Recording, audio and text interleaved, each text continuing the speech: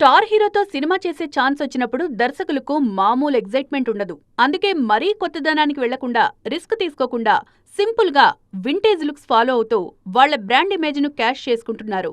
అఖండ 2లో బోయపాటి చేస్తోంది ఇదే. మరోవైపు ఓజీలో సుజీత్, ఉస్తాద్లో హరీష్ శంకర్ కూడా పవన్ వింటేజ్ లుక్ బయటికి తీసుకొస్తున్నారు. ఈ మధ్య బాలయ్య దర్శకులు వరుసగా ఆయనలోని వింటేజ్ లుక్ బయటికి తెస్తున్నారు. వీరసింహారెడ్డి, భగవంత్ కేసరికి అది బాగా హెల్ప్ అయింది. అఖండ 2కు ఇదే జరుగుతోంది.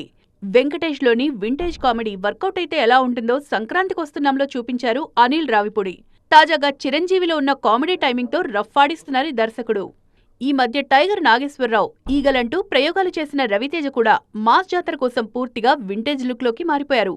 సామజ వరగమన సినిమాకు రైటర్ గా పనిచేసిన భాను భోగవరపు ఈ సినిమాతో దర్శకుడిగా పరిచయం అవుతున్నారు. రవితేజలోని ఎంటర్టైనింగ్ యాంగిల్ బయటికి తీసుకొస్తున్నారు. ధమాకా తర్వాత మరోసారి శ్రీలీలతో స్క్రీన్ షేర్ చేసుకుంటున్నారు రవితేజ. దాదాపు 10 ఏళ్ల తర్వాత ప్రభాస్ ను వింటేజ్ లుక్ లో చూపించిన ఘనత మారుతికే దక్కింది. తాజాగా విడుదలైన రాజాసాబ్ టీజర్ చూసి మురిసిపోతున్నారు డార్లింగ్ ఫ్యాన్స్.